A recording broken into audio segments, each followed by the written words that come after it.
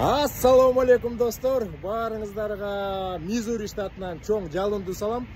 Мен чакан болсо да азыр сиздерге кызык кыскача видео тартуулайм. Мен бул деген Пайлот деген заправкага келип, мекендешиме кезип калдым. Мекендешим Манас Экспресс деген мекендештер ачкан компаниянын эң чоң компаниясында иштейт экен. Компания драйвер болуп иштеп атыптыр. Азыр мен сиздерге ушул жаңы 2019 жылкы Volvo'ны бир сыйра көрсөтөйүн. Анан кабинага чыгып, анан мекендешим менен кичине кобурашып, маалымат алып берейин сиздерге. Анда кеттик. Мына достор, өзүңүздөр көргөндөй Volvo 760 экен, кызыл машканын жаңысы. Бизден машина мына могул жерде турат, кызыл машка, кып-кызыл болуп. 2015 жылкы. Ушул как раз моделдин 2019 жылкы Volvo'сы. Азыр бир сыйра сыртын көрсөтөйүн, анан ичине кирип кабинасындагы көрсөткөнгө аракет кылалы. Азыркы учурда ушундай 2019 жылкы трактарды примерно где-то 70 миң, 80 миңге саткан жигиттер болуп атат. А может, ким билет, бул трак менен сүйлөшсө дагы, а может 70-80 миңге бул тракты да калса болот. Манас Экспресстин немеси. Мына бул жаңы чыккан Freightliner, бул болсо жаңы чыккан Volvo. Кандай сонун жаңы машина айдаган. Азыр мен сиздерге бир кызык нерсе көрсөтүп коеюн. Бул трейлердин бүт баары кычырайт экен. Анан трейлердин аркасында сөзүм чын болсун, калп болбосун, мына Манас Экспресс деп жазылып турат. Өзүңүздөр көргөндөй. Мына Манас Экспресс дейт. Телефонумда жазып коюптур, чалып жумушка кирсеңиздер болот. Мына сыйлы бар экен, ичинде 42 миң грузу бар. Азыр ичинде жүк бар. Висконсин штатына кетип бараттыр. Майлына $2 төлөп берип атыптыр. Мына бул жактан көрсөңүздөр болот, простой экен, мында эчтеке жок. Арт жагы эң сонун. Мондайларды таап коет, бул деген атайын эликтерди качыра турган нерсе. Дагы бизде жок нерсе, могул жерде жатайын жаап коюптур. Бул тракторга жакындаганда, башка машинага жакындаганда кабинадан үн чыгат. Ошон үчүн ушундай салафандар менен жаап коет. Volvo. Анда достор кеттик, анда ичим көрөлү бир сыйра. Мына 2019 жылкы биздин мекендештер айдаган жап-жаңы биз үчүн масло Volvo трагы. Жаңылыктарда могул жерде ушундай нерсе бар экен, капталынган трак келгенде же машина келгенде кызыл болуп күйөт экен. Андан тышкары мыякта припес турат, изипес турат. Анан бул деген компаниянын камерасы бар экен. А бул болсо жанагы эки полоса болот да. Ошону тепселегенде ана сигнал берип турчу нерсе экен. Компания планшетте берет экен. Мыяктан YouTube'ду да көзсө болот экен. Мен тарткан видеону көрүп кетип бараттыр мекендешим.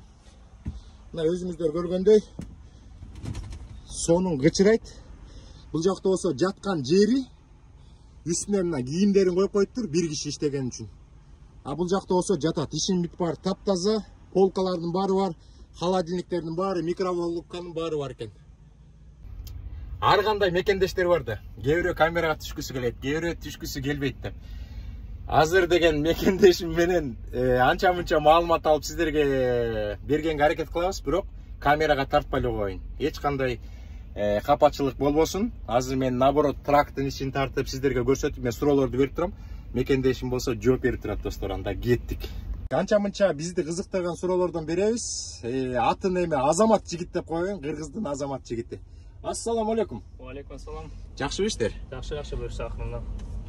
Мен анча-мынча бир 2 суроо берейин. Азыр кайсы компанияда иштеп атасыңар? Манас Экспресс деген Чикагода кыргыздардын эң чоң компаниясынын бири болуп эсептелет. Ошол жерде азыр компания драйвер болуп иштеп атам. Канча болду ушу компанияга кирип иштеп атканыңарга? Өткөндө бир ай иштеп кеткем, азыр болсо 1 жума эле болду иштеп атканым. 1 жума болду.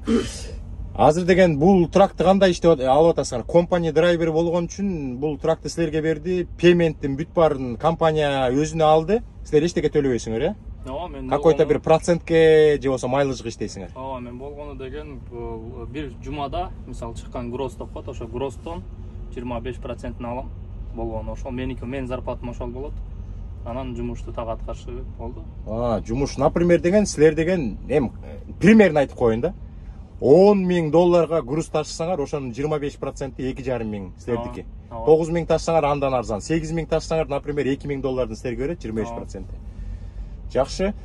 Азыр көп бекендештерге кызыктырган суроо, өзүңдүн трагың менен азыркы учурда иштеген жакшыбы же ушинтип компания драйвер болуп иштеген жакшыбы? Азыркы учурда менин оюм боюнча азыр жөн эле компания драйвер болуп иштеген мындай жакшыраак го дейм да. Чөң өзүңөр трак менен иштегенде бул жерде во-первых мындай расход чоңураак болуп калып атат. Анан азыркы учурда маркет деп коебуз, ошо маркет аябай слабый болгонго байланыштуу, ошо груздардын баалары аз болуп жатат.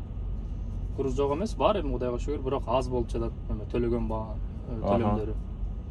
Ошого байланыштуу азыркы оунерлер кичине кыйналып турган учур деп айтсак да болот. Силер буга эмне төлөйсүңөр айтсаңар? Компанияга эмне төлөйсүңөр? Же эчтеке төлөйсүңөр? Компанияга мен эчтеке төлөбөйм. Мен компанияга келип эле ушул тракты айдаганым үчүн ошол 25% эле зарплата кылып алам. Эң сонун экен. Калган расходтум бар, мисалы платный дорога деп коет, ошолго дизелге баардыгы тең компаниянын чөнтөгүнөн кетет да. Трак бузулуп калса? Трак бузулса, паркинг баардыгы өз компаниядан турбайт. Чыгымдын баардыгы компаниядан болот. Силердики жыргал экен да. 2019-жылкы тракка отуруп алып, жыргап коюп, самолеттой болуп жүрө береткенсиңер, самолетто кетип бараткандай. Бир жума иштеп келесиңер, 2 жума иштеп келесиңер, анан ошол бир жумада түшкөн акчаны силерге көрсөтүп, ошонун 25%-ын силерге берет экен. Бүттү, довольно үйгө кетесиңер. Башыңар оорубайт. Паркинг, трагым бузулду, тигинти, менти деп. Кандай рахат я. Мен да ушундай трак айдагым келип атат. Кызыл машка, кызыл машка турат деп. Жакшы.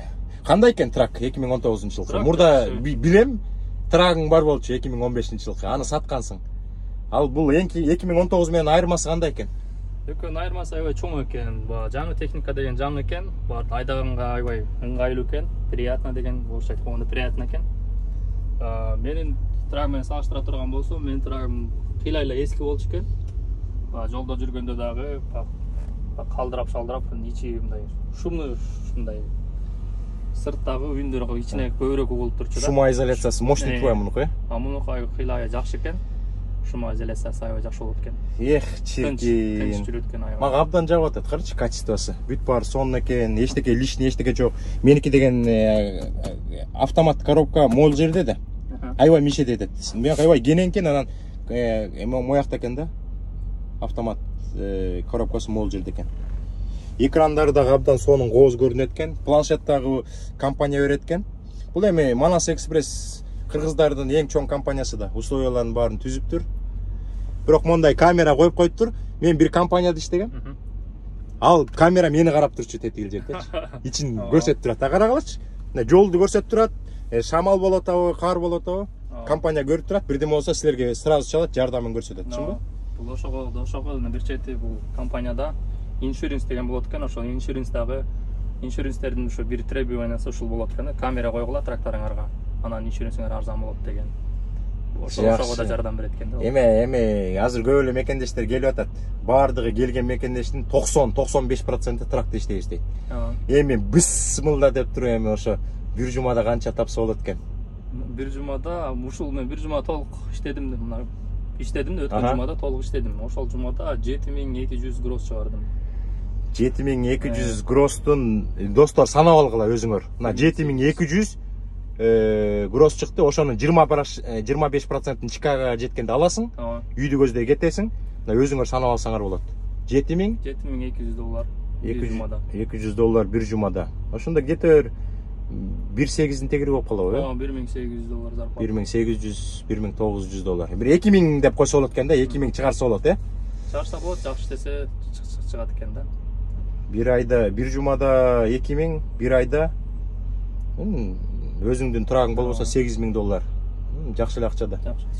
Достор, кебетеге көңүл бурбаңыздар, ушунтип алыс жолдо жүргөндө сакал мураттар өсүп, жүдөп эметип калабыз. Анда Мекендешиме акыркы суроону берейин да ошо менен чакан видеобузду аяктайлы. Азыркы Америкада жашоо кандай болуп атат? Мурдага караганда кичине кризис болуп атабы, байкалып атабы силердин үй бүлөгө дегендей? Ооба, байкалып атат, абдан эле байкалып атат. Мурдага салыштырмалуу. Азыр мен эле үй бүлөмдө эмес, эми башка мекендештерге сүйлөшөм да алар менен. Алар да айтып калышат, ошо аябай эле билинип атат. Оор анткени деген мурдага салыштырмалуу. Экономика окшойт да, ошо экономика ылдый кеткендиктен ошо баардыгыбыз эле азыр кыйналып турган учурубуз. Билинип аткан турбайбы? Андай рас эле жанагы видеону туура эле тартып турмун, акыркы видеодо айтпадымбы? Аябай кыйын болуп атат деп. Ооба, туура эле, туура сөз болду ошол. Ачыгын ачык айтыш керек да, болгондой айтыш керек. Мына мекендешибизге дагы абдан чоң рахмат. Атайын Техастан тет, Висконсинге жүк апараттыр. Абдан кызык маек болду. Мекендешиме абдан чоң рахмат. Атайын эме кылып, көңүл буруп, жакшынакай маек берди. Анда акыркы сөздү беребиз. Свободный микрофон. Салам айтасыңарбы туугандарга, жагандай? Барыңыздарга салам. Биринчиден ошо ден соолук болсо баары болот демекчибиз. Барыңарга ден соолук каалап өтмөкчүмүн. Иштериңерге ийгилик, Америкадагыларга ийгилик. Силер ошо ийгилик тарттан келгенсиңер, ошо ийгилигиңерге ийгилик коштолуп, ошо жеткен каалаган максатыңарга жеткиле. Чоң рахмат. Айтканыңар келсин, ак жол. Ишиңерге ийгилик, ден соолук, барчылык, токчулук. Рахмат. Жакшы күндөрдө кезип жүрөлү. Рахмат. 2019-жылкы Volvo'ну. Азыр ар жагынан жакшылап көрсө болот болуш керек. Могу кеңбирактын аябай керек нерсе да. Абдан керек нерсе. Мен кызыл машкадан эчтеке бир айырмасы жок экен. Просто могу жабылган жери башкача экен, а так баардык системасы бирдей эле экен. Эчтеке айырма жок экен. DD13. Бул мотор канча болду экен?